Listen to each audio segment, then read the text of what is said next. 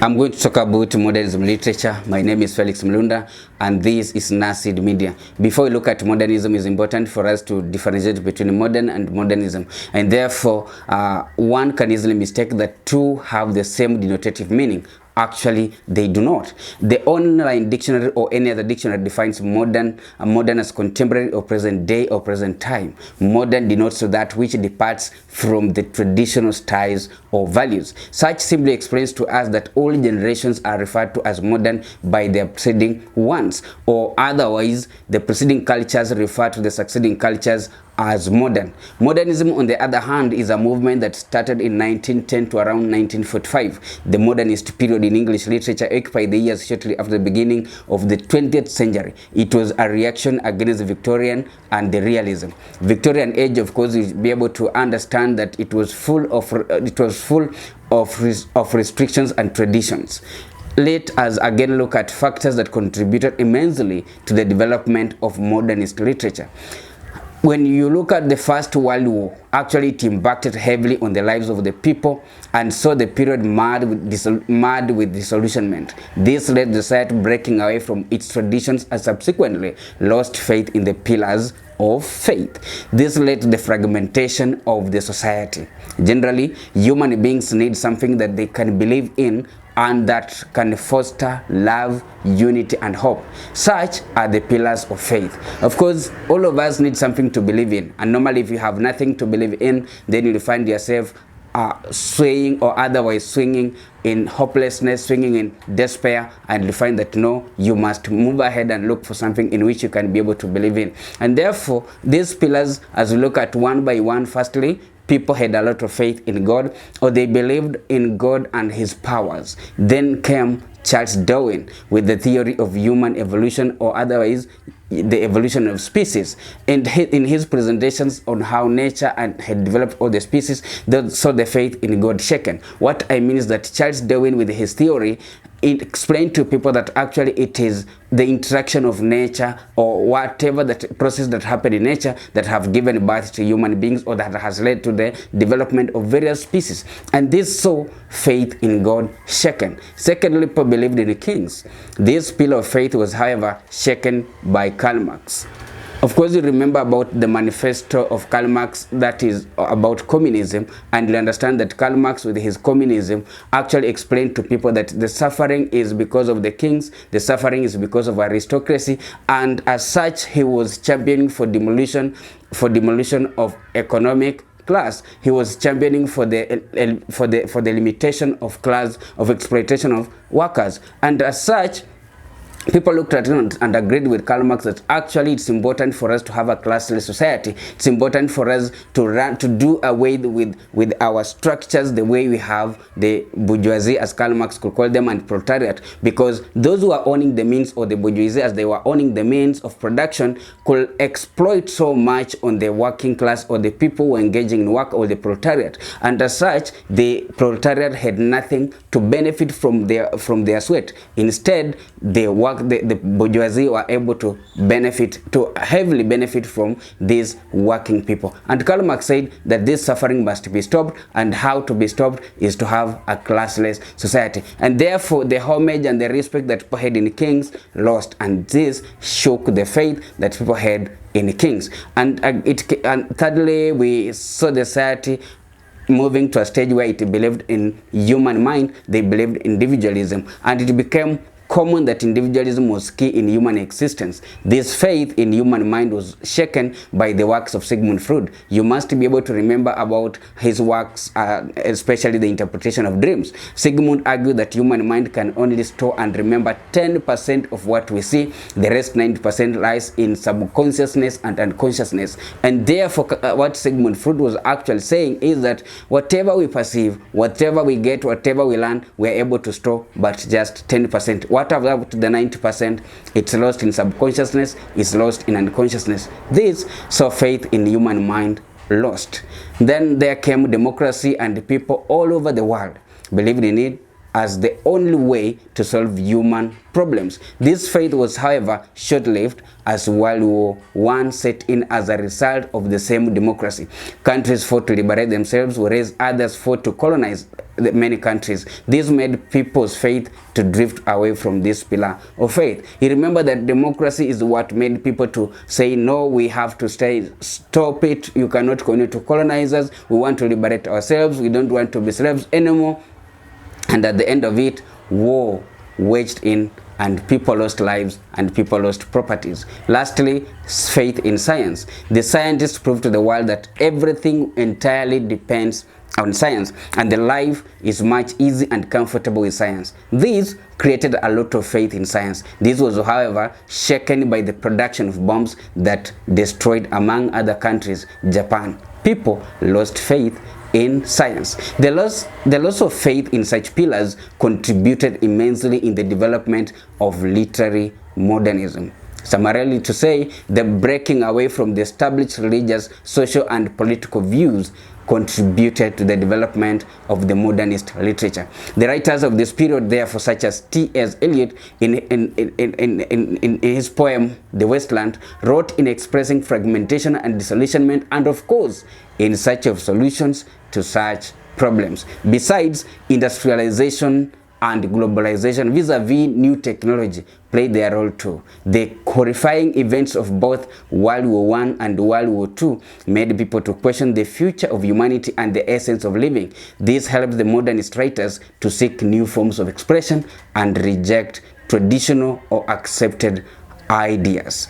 Major features of literary modernism. I mean, it's important for us to look at some of these characteristics of literary modernism. One, there is individualism. In literary modernism, the individual is more interesting than the society. This explains why the writers presented the society as a challenge to the integrity of their characters, and here again, characters accepted their circumstances at free will.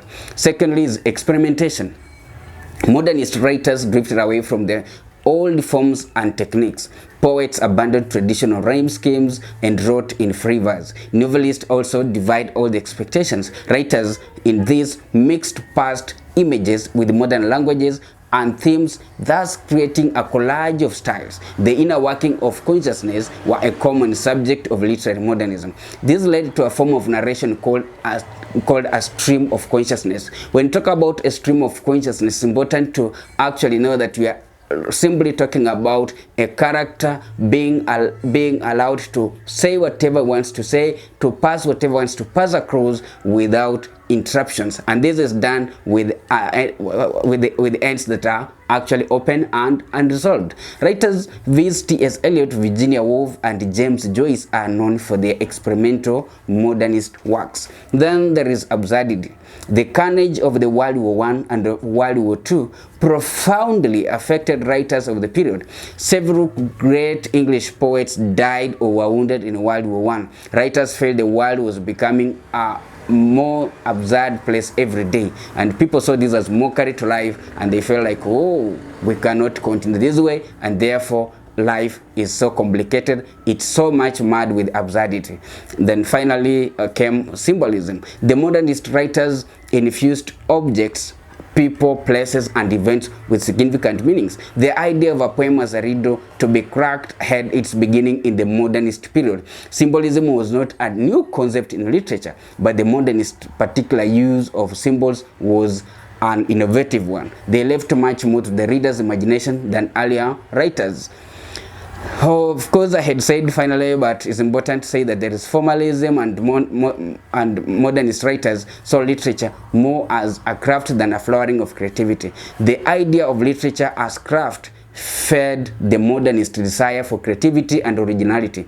Poems have foreign languages included besides dense vocabulary and invented words. There are also still much more characteristics such as language is seen as complex, life is unordered, there's no such a thing as absolute truth, or all things were seen as relative. Irony, satire, comparison are used frequently to illustrate points in regard to society. Modern literature with modern themes and techniques appeared as a reaction against the Victorian age and with its restrictions as well as traditions. This literature spoke of inner self and consciousness, and many writers adapted the stream of consciousness technique in their writings, such as Ulysses by James Joyce. In Instead of progress, modernist writers saw a decline in civilization, whereas earlier writers had a clear beginning, that is an introduction, a middle or creation of conflict, and the end or the creation of resolution. The modernist story is often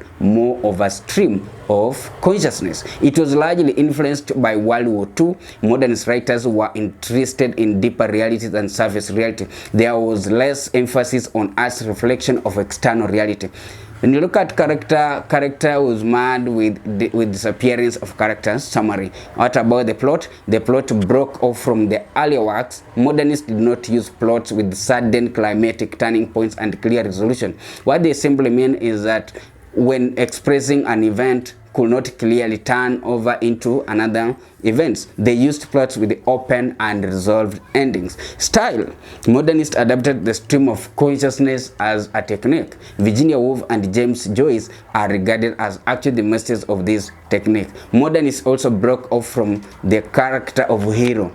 What constitutes heroism has always aroused debate. The typical protagonist of modernism, having lost faith in society, religion, and the surrounding environment, seem to have lost any claim to heroic action. Actually, that is basically what we can talk about modernist literature. But just to have a recap is that it's important for you to know the following points when you want to discuss about modernist literature. First, you must be able to look at the pillars of faith. And these, as I explained, that is God. And of course, I forgot to mention about German philosopher Friedrich Nietzsche, who said that actually at that time, people of Enlightenment period had created a scene to appear that God had died or God was dead. And as such, as I said, people lost faith in God. The second pillar I talked about is the faith in kings. I talked about democracy. I talked about human mind. I talked about science. And all these are important elements that you must be able to remember. Also, it's good for you to always look at, remember this technique, that is a stream of consciousness. And as I said clearly, that is where the character is allowed to have a free discussion, move with the events, move with the points without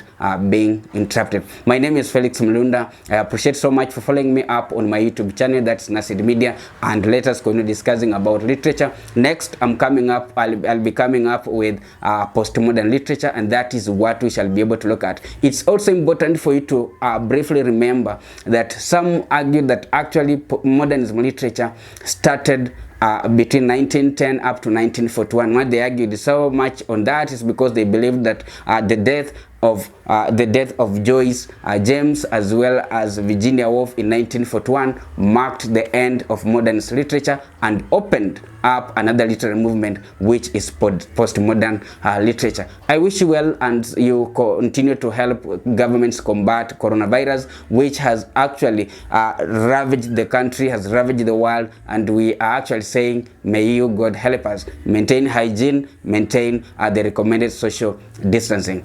Stay blessed. Ay, well.